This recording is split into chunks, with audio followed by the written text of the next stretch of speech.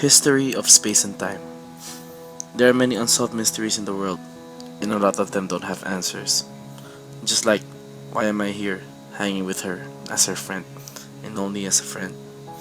Well, back to the topic. For centuries, humans have been wondering, trying to look for these answers. Like, for example, the two wonders of the world. That Girl Scout says. Just kidding. It's space and time. Whenever you try and stop for a moment, you suddenly think about space and time. No, not your dinner tonight. Focus, you hungry head. You start wondering why you even thought of space and time in the first place. You go back again and ask what is space and time. In details this time, trying to act like a know-it-all. Space and time. Most of the time you think of it, you end up having an existential crisis.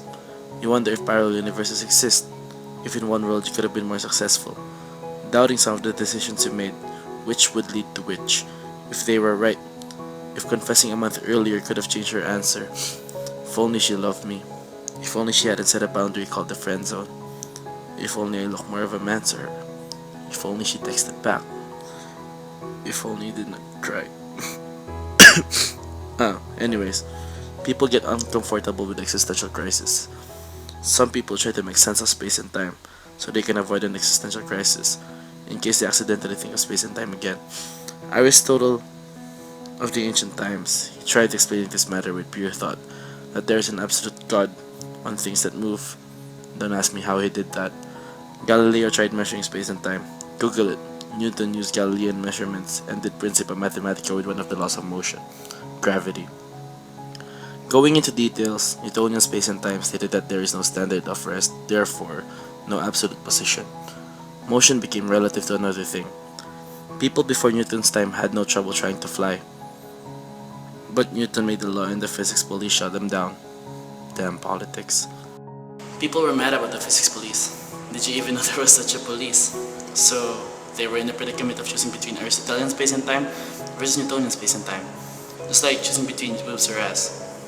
Newtonian space and time won the case because they have evidence, since Aristotelian space and time was presented based on an opinion. I couldn't say that ass wins though. Sorry, this is an entirely different matter. 1676. Christensen and Romer discovered that light traveled at a fixed speed, but how and relative to what? Asked by Newtonian space and time. So people made a plot device known as ether. It is described as a light medium and is present in everything, everywhere. This could mean that light would be constant speed at ether, but different speed with different observers. Relativity jumps right in. Since ether was a plot device, people were skeptic about it. So a lot of scientists tried to prove its existence.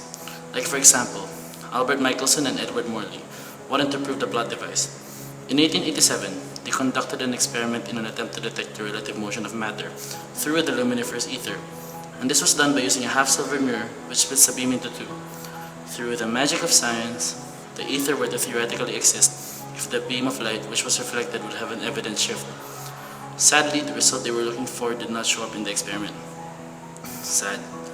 This resulted to more speculations in the idea of an ether.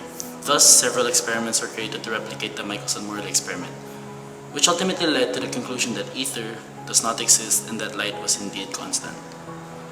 Years passed, but there came Einstein. Einstein said ether was unnecessary if you don't consider time as absolute.